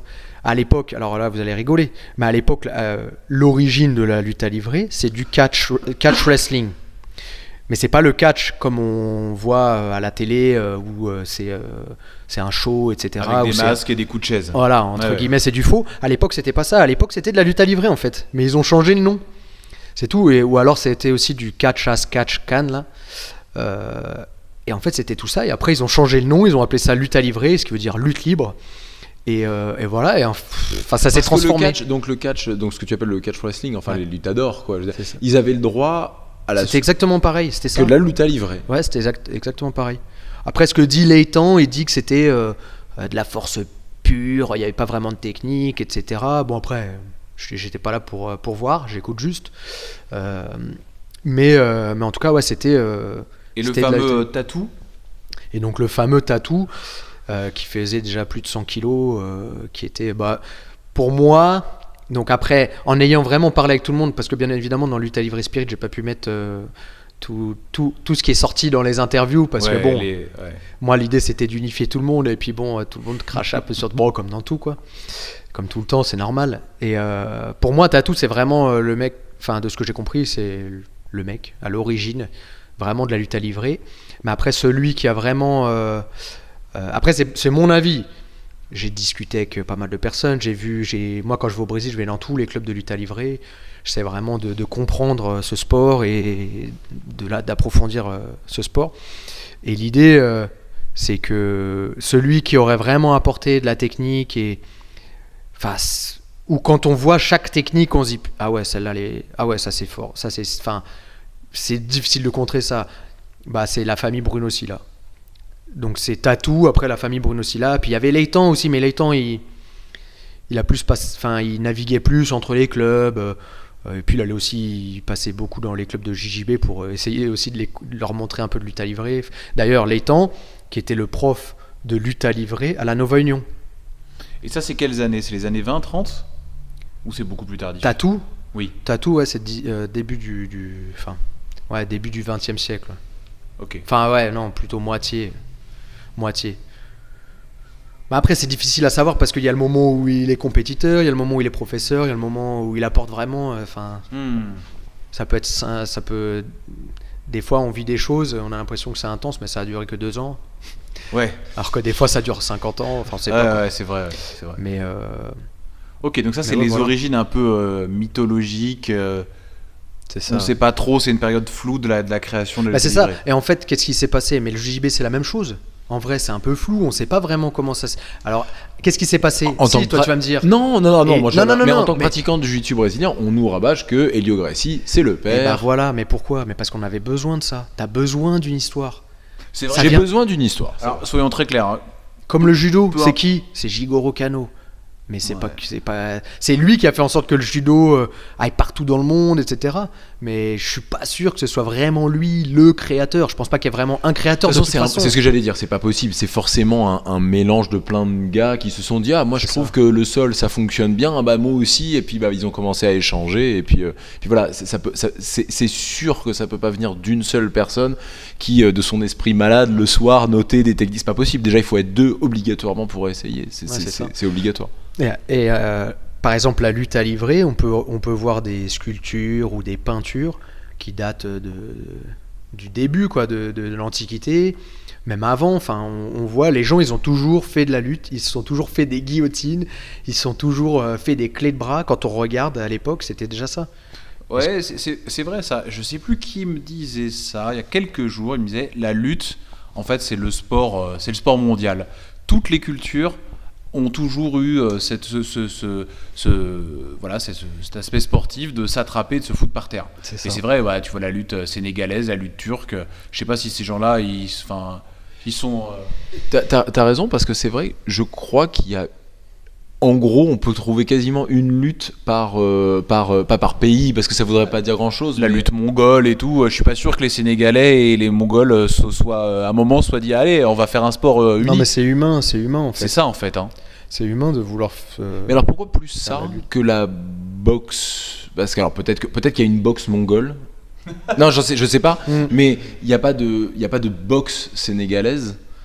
Pourquoi plus la lutte? Moi, je vois pas la boxe comme un sport antique. Hein. J'ai pas l'impression d'avoir d'orientation grecque où ils nous se mettaient des pains dans Moi, la je gueule. Hein. pense- Peut-être qu'ils le faisaient, mais bon. Attention, hein, le pancrace, je crois, est un sport qu'on peut appeler un sport antique. Hein. Ouais, c'est Si ça. je dis pas de bêtises. Hein. Il me semble que c'est quelque chose qui. Je l'ai vu aussi. Alors, est-ce que c'est vrai? J'en sais rien. Après, je pense que la lutte, c'est parce que normalement, il n'y a pas de risque de blessure et que c'est beaucoup plus facile à enseigner, que ce soit aux enfants, parce que c'est quelque chose qu'on transmet en fait. C'est un sport qu'on va transmettre à ses enfants pour qu'ils apprennent à se défendre, pour en faire des hommes, etc. Et puis il y a aussi, pour continuer là-dedans, il y a aussi le fait que on a cette représentation, tu vois, de l'homme puissant qui va empoigner un autre homme, et on a même cette image du gars qui se bat contre un lion ou quelque chose comme ça. Il y a un peu cette mythologie de l'homme puissant qui n'a pas peur d'aller au combat, en fait, au contact complètement de l'adversaire. Ça, c'est culturel chez nous, mais ça ne l'est pas forcément partout. Ça, c'est très grec. La preuve que si, puisqu'on trouve puisqu'on trouve de la lutte partout. Donc Ouais, de la la lutte preuve que si. Même la lutte bretonne, Ah, elle, même fait en Bretagne. elle fait déjà peur, celle-ci. Hein. Je suis pas sûr d'avoir envie de la connaître. Hein. Il faut juste avoir bu avant, c'est tout. Oh là là. Quoi? bravo. Non? Attends, tu craches sur le JJB, je crache sur les Bretons. Bravo. Bravo. C'était Jérémy qui a dit ça. Moi, je suis pas d'accord. J'adore les Bretons. Y a pas de problème. Non, mais enfin voilà, moi, pour moi, dans mon idée, je pense qu'il y a ça. Et ouais, c'est une sorte de mise à l'épreuve, plus que tout autre sport. Oui, puis ça reste. Enfin, on en revient éternellement à ça, mais ça reste ludique. Franchement, enfin, toi et moi, pour rigoler, on peut faire, on peut faire du jiu-jitsu là, alors qu'on est en jean ou de la lutte. Par contre, si on doit commencer à se boxer, ça va compliquer Moi, je un pense peu la que donne. c'est humain. Quand je vois, moi, mes enfants, dès le début, ils s'attrapaient. J'allais dire dans la c'est tout cour le de temps- récréation, mais oui, ça fait moins mal ça que Et des puis, coups. Hein. et puis en général, je sais pas pourquoi, ouais, on n'a pas. En fait, voilà, je pense qu'on veut pas faire mal à l'autre d'un côté. On veut le maîtriser, on veut lui montrer qui c'est le patron, peut-être, mais on veut pas lui faire mal, peut-être. Peut-être qu'il y a un côté comme ça où. Puis attention, hein, c'est pas la même chose de faire taper quelqu'un, de faire accepter quelqu'un qu'il a perdu. C'est-à-dire le fameux qui est le plus fort, qui dit qui c'est le plus fort, que de le mettre KO. Hein. Le mettre KO, il y a une espèce de finalité. Ouais. Alors que dans la. Bah ouais, moi je sais pas, mais il y a une finalité. Alors que dire de quelqu'un que tu penses plus fort et qui se pense plus fort que toi, lui faire admettre, taper, c'est admettre, ok, t'es le plus fort. C'est vrai. Ouais, j'en sais rien. Mais c'est. Faudrait demander à Dao. Ah ouais, voilà. On va partir pour 18 heures de thèse, antithèse, synthèse. Ah, il nous faut un philosophe là. Il nous faut un philosophe. Bon, donc toi tu essayes de gérer un petit peu, tu voudrais pas de gérer parce que c'est un autre problème, mais tu voudrais donner forme humaine, tu voudrais donner forme sociale à la lutte à livrer en France, en Europe. Ouais, parce que en fait depuis pour revenir à ça, c'est depuis le début ça a été le problème quoi. Il n'y a pas eu une personne capable. Après, c'est pas évident parce que quoi qu'il arrive, au bout d'un moment on rencontre des obstacles et qui sont à part avec beaucoup d'argent. On peut pas trop les passer quoi. Donc, mais il y a eu personne dans la lutte à livrer qui a été capable de fédérer la lutte à livrer, de proposer vraiment des belles compétitions avec un règlement correct et pas juste bon bah on est là, tu fais ça c'est 2 points, tu fais ça c'est 3, allez hop c'est parti. Enfin, voilà, il faut un vrai Ouais, parce qu'on a règlement. des trucs à l'extrême, un peu comme la DCC, où c'est quand même, enfin, je veux dire, regarder ça comme ça d'un œil extérieur, on se dit quand même, il y a une certaine forme de boucherie là-dedans. Et le Naga aussi, hein, je veux dire, il y a, enfin, on a l'impression que c'est vraiment quelque chose d'assez extrême. Quoi, je veux dire, il y a du slam, il y a on a l'impression qu'il y a peu de règles. Ouais, non, la DC. Ouais. Bon, en tout cas, pour la lutte à livrer, l'idée, c'est quand même d'encadrer ça et de laisser la possibilité à tout le monde, encore une fois, de pratiquer ce sport. Donc, moi, c'est mon idée avec mon petit comité en France. Mais là, mon prochain projet, c'est d'essayer vraiment de permettre à tout le monde de s'entraîner en lutte à livrer à travers à travers des cours en ligne sur internet, etc. De se former en tant que professeur aussi. Pareil, des cours en ligne, etc. Alors là, attention, ah ouais, alors il va donner des trucs à des mecs, blablabla. Non, l'idée c'est de former les gens. Parce qu'en fait, c'est quoi la problématique ? Il y a des gens, ils sont, je sais pas, si on prend l'exemple de la France, je sais pas, il y en a, ils habitent dans un endroit où ils sont pas nombreux, il n'y a pas de sport de combat, mais le mec, il est passionné par la lutte à livrer. Il adore ça, il regarde ça sur internet tous les jours, il veut apprendre ça. Et le problème, c'est que il peut pas, parce qu'il a peut-être pas d'argent, parce qu'il a peut-être pas le temps. Enfin, en tout cas, pour faire des voyages, par exemple, venir jusqu'à Paris, ou aller, je sais pas, où il y a d'autres profs. Mais c'est la problématique. Et donc, qu'est-ce qu'il va faire ? Qu'est-ce qu'il va faire ? Au bout d'un moment, il va être découragé parce qu'il n'est pas accompagné, etc. Donc, au final, il va pas le faire. Et non, moi, je serai là pour l'aider. L'idée, c'est le mec qui veut apprendre la lutte à livrer, il a envie de l'enseigner, et il n'y a pas de souci, moi je serai là pour l'épauler et lui donner le contenu technique, lui donner un contenu théorique, parce que c'est important de connaître l'histoire, parce que c'est important de connaître les règles, parce que c'est important de savoir comment on se grade en lutte à livrer, ceinture jaune, ceinture orange, etc. Enfin voilà, on a fait tout un tableau, on a fait tout un travail, enfin ça fait déjà des années que je fais ça, mais là l'idée c'est d'essayer de le proposer vraiment à tout le monde, et ce sera en anglais en fait, et donc ce sera... J'ai déjà des gens avec qui je vais travailler en Asie, des gens avec qui je vais travailler aux États-Unis, des gens avec qui je vais travailler en Amérique latine. Voilà, pour essayer c'est des référents en fait, enfin c'est ça, ce sera les référents de mon organisation qui va s'appeler Lutte à livrer World Organization. Et du coup, les gens, il faudra aller à leur rencontre, donc soit en organisant des stages, soit en allant chez eux, soit peu importe, il faudra qu'ils rencontrent la personne pour pouvoir valider en fait pour pouvoir valider peut-être une ceinture et du coup derrière peut-être donc la formation pour être professeur de lutte à livrer. Donc tu es en train de nous dire que tu crées Pas une espèce de fédération mondiale. Ouais, en fait, maintenant, j'ai pas envie de faire une fédération. J'ai envie que ce soit une organisation. Parce que j'ai compris qu'une fédération, aujourd'hui, ce n'est pas possible dans notre... Enfin, ou en tout cas, T'as raison, peut-être. c'est une organisation, ouais, tout à fait. C'est plus pas une organisation, fédération, c'est ouais. pour aider les gens à enseigner, à pratiquer la lutte à livrer. C'est pas... Mais tu fais déjà ça, déjà donner des cours en ligne, etc. T'as Donc déjà je le des fais choses. déjà, ouais, je propose des cours en ligne. Mais on va dire que pour l'instant, c'est réservé à certaines personnes. Et du coup, là, avec cette nouvelle organisation, ce sera vraiment réservé à tout le monde. C'est-à-dire que le tarif, il sera très, très... Enfin, pour que ce soit vraiment accessible à tout le monde dans le monde, aussi bien, bon, je ne vais pas citer de pays, mais bon, des pays un peu plus pauvres. Donc aussi bien des gens qui vivent dans des pays pauvres qu'à des gens qui vivent dans des pays un peu... Oui, plus bah, c'est riche. évident. Hein, enfin, Enfin, faut qu'ils L'idée, aient c'est de accès à proposer ça à Internet tout le aussi, monde. quand même. Hein. oui, bon, Ah ça, c'est bon, plus vraiment un problème aujourd'hui, maintenant. Internet, quand même... Et combien d'écoles tu supervises, toi, en France? Au moins une dizaine, non? Enfin, voire plus, peut-être que je me trompe. Écoute, je pense que je suis à plus que 30 clubs affiliés. En France. Non, dans le monde, là. D'accord. Donc en France, ouais, je suis à une vingtaine à peu près. T'as une vingtaine de clubs affiliés, donc Ouais. des ceintures noires. Après, toi affilié, c'est un grand Enfin. mot, c'est un grand terme. Oui. C'est plus des gens avec qui je travaille, des gens que j'encadre et qui représentent ou non la NR Fight, mais en tout cas qui représentent, qui enseignent la lutte à livrer. Et t'es référent quand même un petit peu sur eux, non? Voilà, Tu c'est regardes ça, un peu je ce suis qui se là. passe. C'est ça, Tu vas exactement. donner des stages une fois par an, j'imagine. Ouais, après, j'oblige rien. Oui, non, Parce mais que, c'est- encore s'ils une font fois, le plaisir. nerf de la guerre, c'est l'argent. Et des fois, il y a des clubs, bon, bah, ils ont du mal à. Moi, je suis plus là pour les épauler, essayer de les accompagner et de faire en sorte que bah, voilà, leur club, ça devienne, entre guillemets, un business. Parce que c'est qu'en devenant un business que. Enfin, le nerf de la guerre aujourd'hui, c'est l'argent, quoi. S'il y a de l'argent, il y a tout ce qui. Enfin, on peut avancer. Tu crois qu'on peut monter un club de lutte à livrer partout en France? Restons en France. Tu penses qu'on peut monter un club de lutte à livrer partout en France? Alors, c'est très très simple de monter un club. C'est en France. Mais trouver les adhérents. Je Tu penses- t'explique. ça veut dire que tu penses qu'il y a des gens qui voudront. Pour toi, la lutte à livrer, c'est un. Alors, sans parler de sport. Hein, mais Non, mais tu peux l'appeler, c'est tu quelque peux chose l'appeler comme tu d'accessible. veux. Tu peux l'appeler comme tu veux. Mais qu'est-ce qui va se passer? On va prendre un petit bled. Le mec, il vit dans un village ou une petite ville. Dans la Meuse. Allez. Ouais, bon, Il est je perdu. sais pas. J'ai pas envie de Si, si, citer de nom. Bon, non, mais pour l'exemple, il est dans D'accord, la très bien. Meuse. C'est toi qui prends la responsabilité. Tu vas avoir tous les Meusois. Tu seras là pour me défendre, Jérémy? Ok, ça va. Et donc, du coup, qu'est-ce qu'il va faire? Ah, je veux faire le lutte vrai. Donc, imaginons, il passe avec moi ou pas, peu importe. Derrière, il va monter une association. Comment ça peut se passer? Il monte une association. Il monte son assos.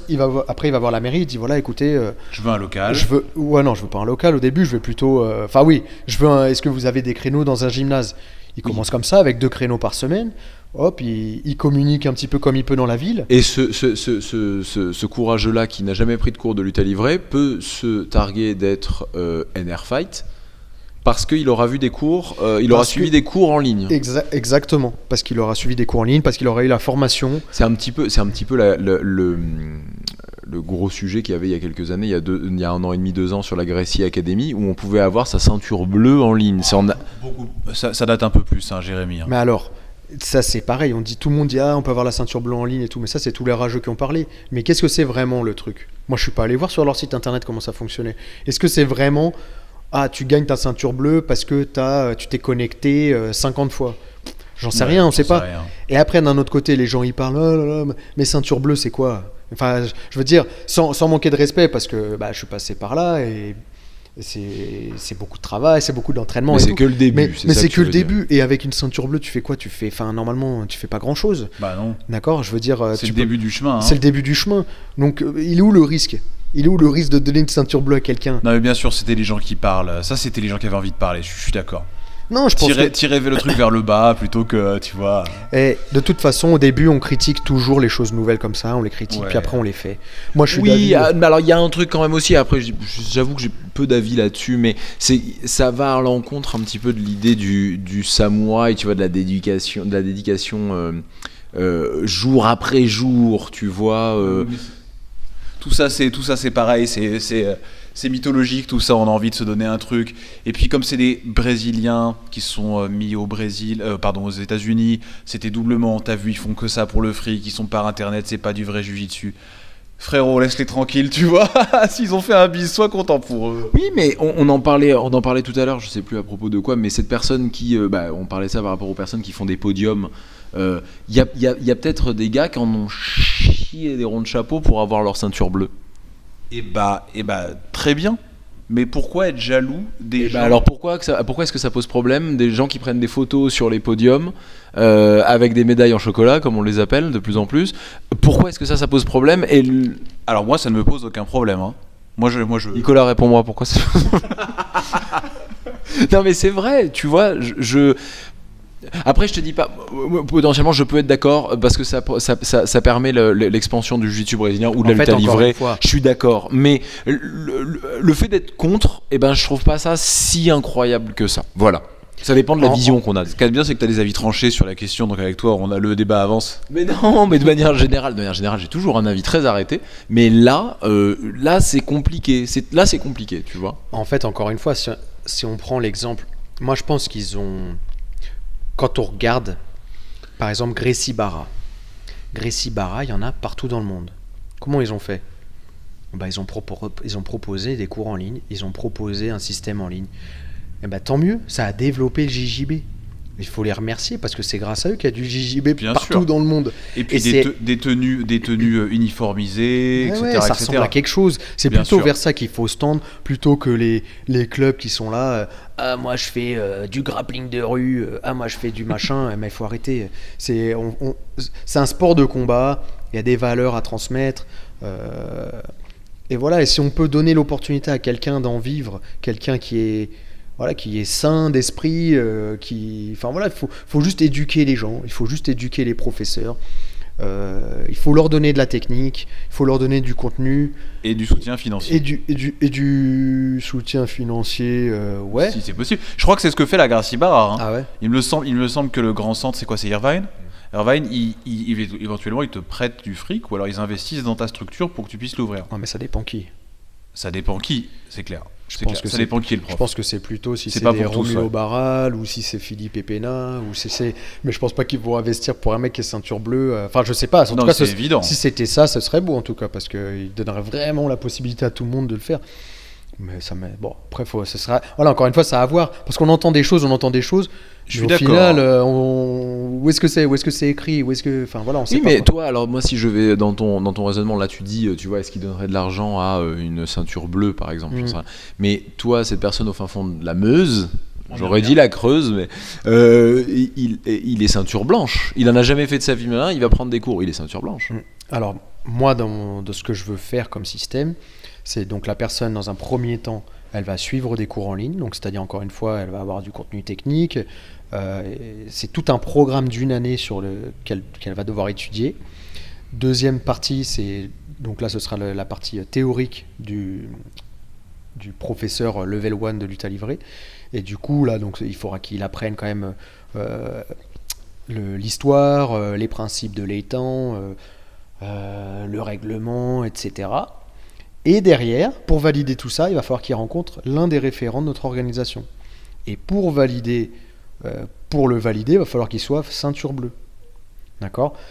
Il valide pas, tant pis, après on est toujours là quand même pour le soutenir, mais voilà, il faut qu'il s'entraîne, c'est pas facile. Mais pourquoi priver à quelqu'un qui est motivé et qui est dans un petit coin perdu ou dans un coin où il n'y a pas de lutte à livrer ou pas de JJB ou pas de je sais pas quoi, c'est dommage. À côté, c'est vrai, hein, pour faire de l'expansion du sport, il y a un moment, il faut mettre des moyens qui sont pas traditionnels. Je pense qu'on est quand même vachement habitué au karaté et au judo, c'est-à-dire à tous les coins de rue, tu as un cours. Et comment ça s'est passé à la base pour le judo? Comment ça s'est passé? Je sais pas. Comment ça s'est passé pour le JJB en France à l'époque? Comment ils ont eu leur ceinture tous les premiers? Ah ça ils nous ont raconté. Hein. Ah ouais, alors vas-y, j'aimerais bien savoir l'histoire. Alors il y en a certains, c'est bonjour tes ceintures noires. Et d'autres, c'était un peu tu fais mon stage, tu montes de grade quoi. Bah ouais, je pense qu'il faudrait reparler à Gilles Arsène qui nous raconterait ça. Mais c'était ça un peu, genre nous. Ouais, mais bon, au final, aujourd'hui, on est bien content. On est très content, mais c'est très clair. Voilà, après, qu'est-ce qu'on en fait de cette ceinture qu'on a gagnée, en gros, parce qu'on est le premier à vouloir développer le truc. C'est est-ce que je suis ceinture noire, tu me respectes, tu te tais, ou est-ce que c'est Ah, je suis ceinture noire, bon, mais bon, on va s'entraîner ensemble et puis on va essayer de progresser comme ça, quoi. Alors qu'il n'y a que ça qui compte finalement. Ouais. La couleur de la ceinture, on s'en fout un peu. C'est un peu puis- c'est l'état d'esprit. Et tu vois ce que je racontais juste avant, genre bon, je suis français, il n'y a pas de structure de jiu-jitsu brésilien. Moi, je suis brésilien, je viens donner un stage, c'est le stage de l'année. Je monte tous les gars qui étaient là. Bah, je suis sûr que les Brésiliens, ils devaient dire regarde-moi ces Français, regarde-moi ces gringos, c'est pourri, ils pourrissent notre sport. Au final, on est bien content. Franchement, je suis pas sûr. Ah ouais. Non. Ok. Moi, en tout cas, moi j'ai commencé, c'était en 98. Enfin, j'avais 12 ans. Et donc, moi, à l'époque, encore où j'ai commencé, ils étaient affiliés Rickson Gracie, même à l'époque. J'ai même le patch Rickson Gracie et tout. Tu l'as gardé? Sympa. Ouais, je sais pas. Je sais plus Ah. où est-ce qu'il est. Ah, tu viens du JJB alors. J'ai commencé au JJB, au certicier, ouais. T'as une ceinture jiu-jitsu brésilien? Ouais, mais je peux pas en parler de ça. Ok, pas de problème. Pourquoi? C'est Non. secret? Ouais, bah, en fait, bon, non. Bon, Ah non, mais non, comment? Oh, on est entre nous. Personne n'écoute. ouais, très bien. Il veut pas en parler, il est libre. Non, Il y non, a mais pas de c'était problème. en fait, c'était pour me permettre de combattre sur la fédération de l'IBJF. Donc on m'a donné la ceinture noire. Voilà. Mais ouais, clairement, la revendiques pas, clairement. quoi. Ouais, je la revendique pas parce c'est plus que clair. Clairement, il la revendique je pas la du revendique tout. pas du tout. C'est vraiment pour me permettre. Même si je devais la porter un jour, j'aurais honte, quoi. Parce que c'est pas du tout mon niveau. Enfin voilà, quoi. C'est pas mon sport. C'est pas. Je Ça fais t'a jamais permis en quelque fait chose. d'aller faire des compétitions Voilà. Nogi en Nogi, c'est ça. IBJJF. IBJF, Ouais. ouais, c'est ça. Ça peut plus se faire aujourd'hui, ça. On peut plus donner une ceinture noire à quelqu'un. Oh, si. Enfin, ça va être petit à petit de plus en plus encadré. Mais à terme, au début, tu lui donnes la bleue, après, tu lui donnes la violette au bout d'un an. Enfin, Maintenant, en France, c'est un peu plus contrôlé quand même. Hein. ouais. Ouais, il y a un timing à respecter. Hein, Ouais, voilà, mais si le timing Oui, il est c'est respecté. 2 ans maintenant, c'est 2 ans, ouais. Non, mais attention, on m'a pas dit, je suis pas passé de ceinture blanche à ceinture noire. Non, J'étais puis- déjà ceinture marron, ou je sais plus. Il y a eu tout un truc, mais c'était pas. Je suis pas passé de l'un à l'autre comme ça. Ok. Et, Tu serais perdu aujourd'hui en Kim? je me ferais chier, ouais. Non, je me ferais pas chier.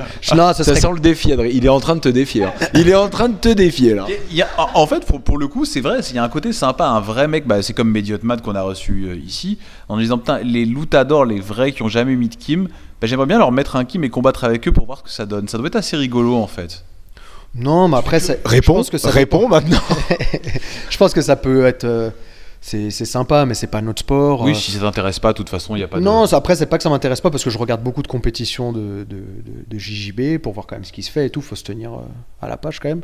Donc je regarde beaucoup, tous les championnats du monde, je regarde. Dès qu'il y a des combats ou que tout le monde poste un peu sur les réseaux sociaux, je regarde. Donc non, ça m'intéresse. Je trouve ça. Il y a certains combats qui je trouve vraiment super. Enfin, c'est super sympa. Après, moi, je me suis mis à 100% dans la lutte à livrer. Et c'est difficile. Pour moi, en tout cas, personnellement, c'est difficile, je pense, de faire deux sports qui se ressemblent autant. Je pense qu'à terme, on s'y perd. Enfin, moi, personnellement. Après, il y en a qui arrivent à faire les deux. Ça peut pas être constructif pour toi. Moi, j'y arriverai peut-être pas. Je sais pas. J'ai pas essayé, mais c'est deux. Pour moi, en tout cas, dans le chemin que j'ai pris, c'est deux chemins complètement différents. C'est deux logiques complètement différentes. Et je sais pas si je pourrais arriver à faire le mix entre les deux. Si je voulais être vraiment performant, je parle en kimono.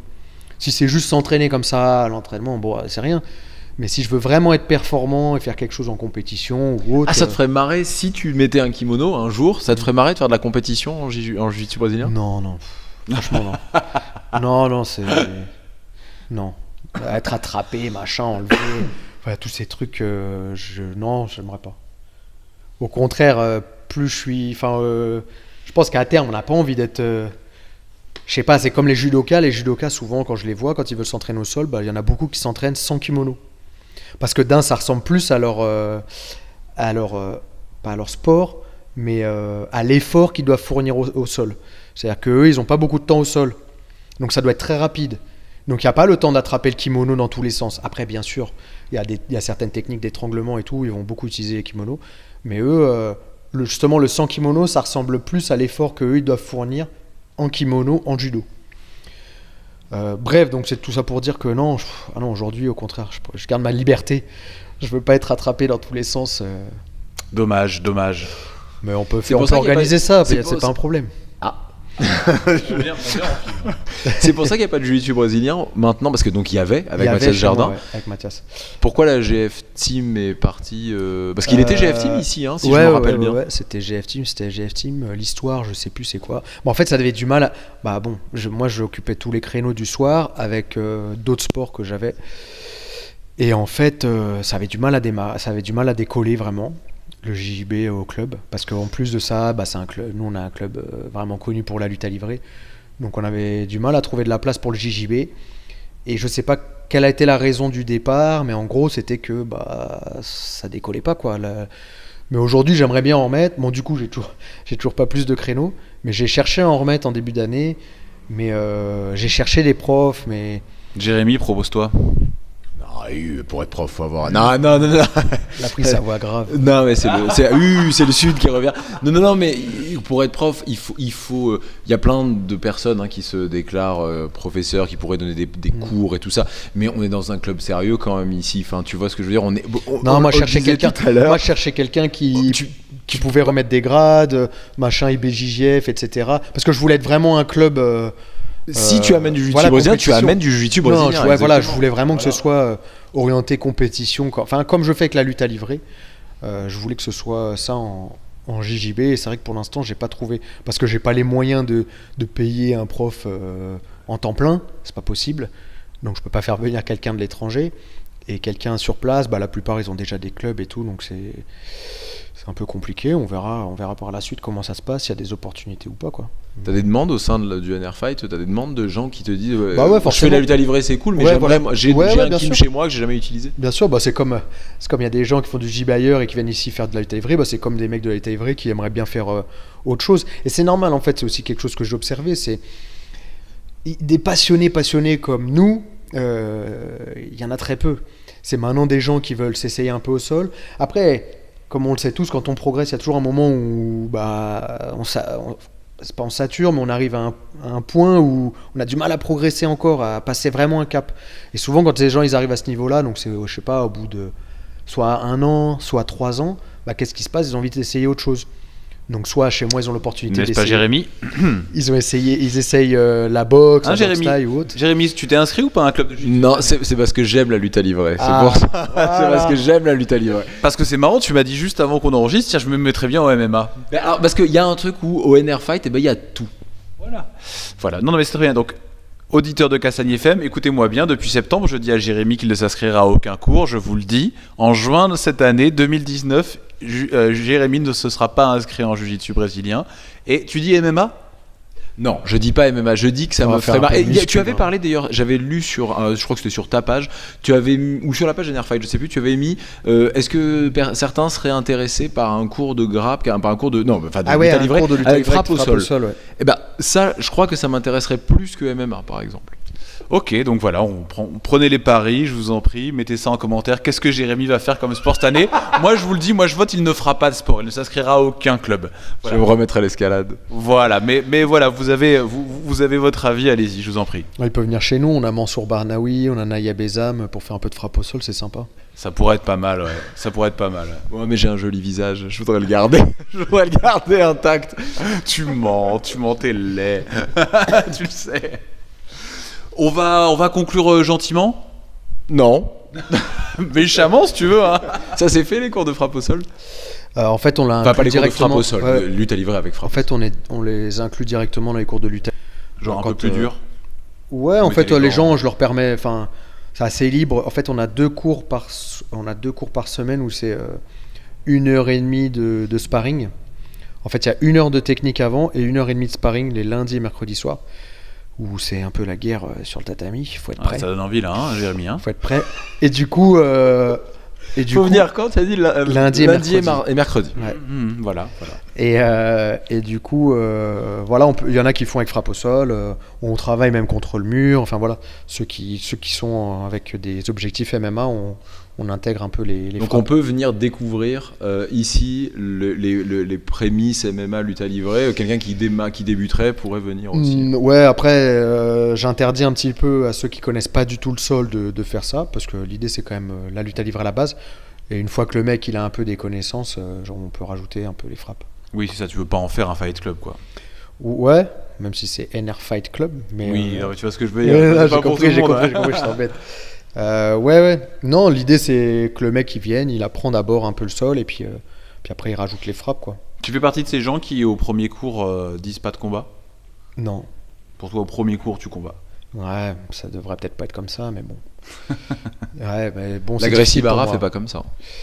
Bah, ils font ce qu'ils veulent. Hein. Ah oui, mais enfin tout à l'heure tu les as cités en exemple. En disant bravo la Gracie Barra, tu l'as dit. Ouais. Bravo à eux. Mais comme j'ai dit par contre que moi je voulais proposer du sport de combat, enfin rester quand même dans, je sais pas comment dire, dans certaines, dans ce qui se Plus antique, un peu plus ouais, réel, voilà, en fait. quand même que la personne elle vienne là et qu'elle voit quand même ce que c'est vraiment notre sport quoi.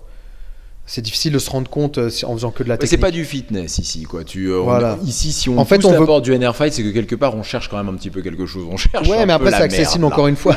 C'est encore... On y va, tu vois, c'est que tu cherches la la merde. c'est qu'on cherche la chiffonnade quand même. Non, c'est quand même ouvert. Comme j'ai dit, c'est ouvert à tout le monde et qu'il y a des cours de niveau. Il y a tout ce qu'il faut, C'est mais important, ça, ouais. mais voilà, ouais, c'est important. Et ouais, non, l'idée c'est quand même de.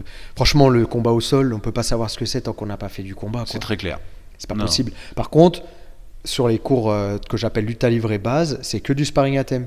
Donc, par exemple, je sais pas, je suis en 100 kg, je dois rester en 100 kg. Pardon, alors c'est pas 100 kg pour vous, ça va être side control. Si, on dit 100 Si, c'est kilos. vous aussi, c'est Non, 100 on kilos. dit 100 kilos. Ouais. Ok. Tu sais, la lutte à livrer, ça vient du jiu-jitsu brésilien. Hein. Calme-toi. Ça, y a que vous qui le dites, ça.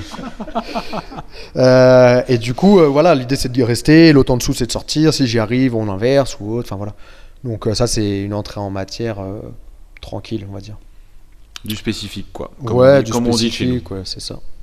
Bon, et ben effectivement, je crois que tu as raison, Adrien. On va pas tarder à conclure. ADCC cette année L'année prochaine, 2019. 2019. Ouais, Bah oui, enfin, cette les année. Oui, sélections. quand je dis cette année, oui, l'année prochaine, Ouais, effectivement. cette saison. Bon, on verra.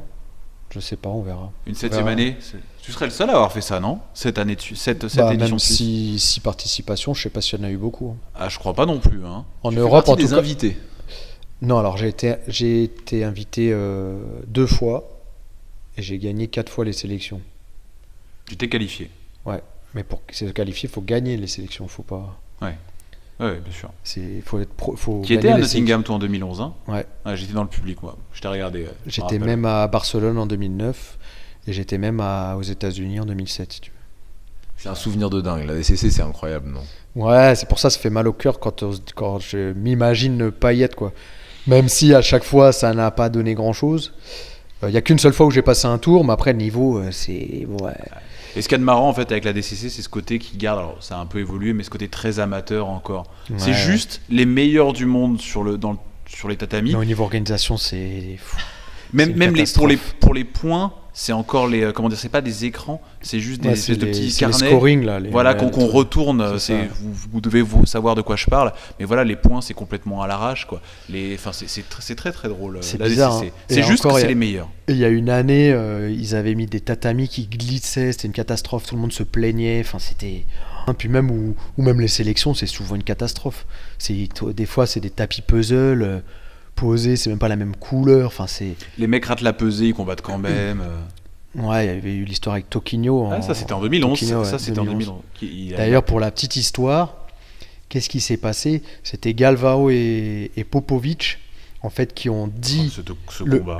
ils ont su que Toquinho il n'était pas au poids pour le premier jour et qu'il avait quand même combattu.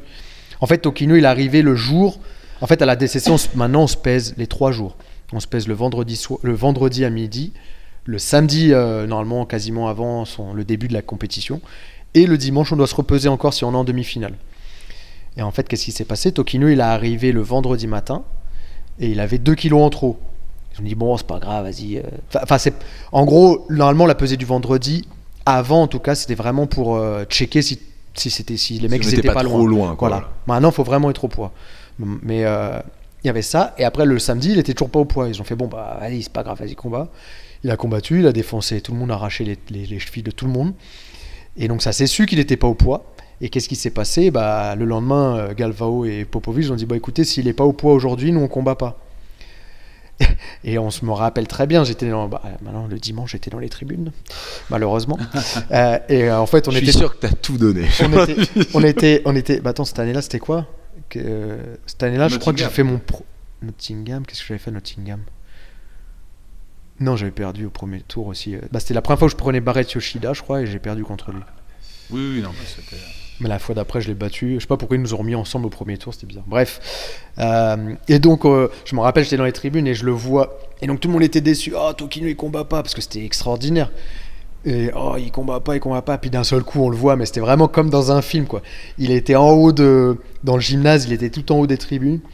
Torse nu, en slibard, et là il descend, tu sais, le mec balèze comme ça, poum, poum, poum, poum, il descend, et tout le monde, ouais, tout le monde a crié, il va se peser, et là on voit aussi Galvao et Popovic qui rentrent dans la pièce pour voir s'il était au poids, et là on voit Galvao et Popovic qui sortent avec une tête, genre ils étaient je pense qu'ils étaient très inquiets, poids, quoi. Et il était au poids, et en fait après il sort, et là tout le monde l'acclame, tout le monde était, what, enfin, c'était vraiment, c'était marrant. Et il est allé jusqu'en finale. Il est allé jusqu'en finale, et après en fait ce qu'il m'a dit, il m'a dit que face à Galvao, je pense qu'il a fait un cutting pas terrible. Et du coup, en fait. Je crois que c'est pas le seul problème de Tokino. Ouais, je bon. pense que le cutting. Mais quand tu parles avec lui, il est très très gentil. Il est très. Bah oui. Très très gentil, il n'y a pas de souci. Et il me dit en fait qu'il était plein de crampes dans les jambes. Et que c'est pour ça, à un moment, il le prend en clé de talon. Il me dit j'arrivais pas à serrer tellement j'avais de crampes à cause du cutting, quoi. Donc qu'est-ce que ça avait été s'il avait pas fait ça, quoi. Enfin bon, bref. En tout cas, Galvao, il avait fait un très très gros combat, même s'il avait été hué par. Moi, je me rappelle, c'était Galvao ou Popovic aussi. Il y avait eu ce combat-là. Il y avait eu ce combat-là Je me aussi où rappelle il de ce met une combat-là, Kimura de c'était pied ouf. là. C'était ouf ce combat. C'était la Il met une demi-finale, je sais pas Kimura, quoi. ouais. C'était beau. Ouais. Non, il y a des super combats. Franchement, c'est une ambiance et tout. Et puis, c'est quand même, t'es dans l'hôtel avec toutes les stars du milieu, quoi. Donc, c'est quand même quelque chose. Puis souvent, t'as même les anciens qui sont là, ou des champions, ou des mecs de l'UFC. Donc, c'est quand même quelque chose, quoi. Donc, c'est cool. Voilà. Et bah, merci Nicolas. Bah, merci à vous. Bah, merci de nous avoir reçus déjà sur tes tapis. Donne-nous les deux adresses de si on veut te recontacter. Ouais. Bah, le plus simple, c'est nrfight.com. Il y a tout ce qu'il faut dessus. Sinon, nous, on a 2 clubs dans le 13e. Il y en a un qui est rue de Tolbiac au 185 et l'autre qui est à côté de la station de métro Olympiade, qui est au 33, désolé pour le nom, rue des Terres au Curé. Ok. Voilà. Volonté d'en ouvrir un 3e un peu bientôt. Dans C'est un Paris. projet sans projet, Ouais. mais là ça va être énervé par contre.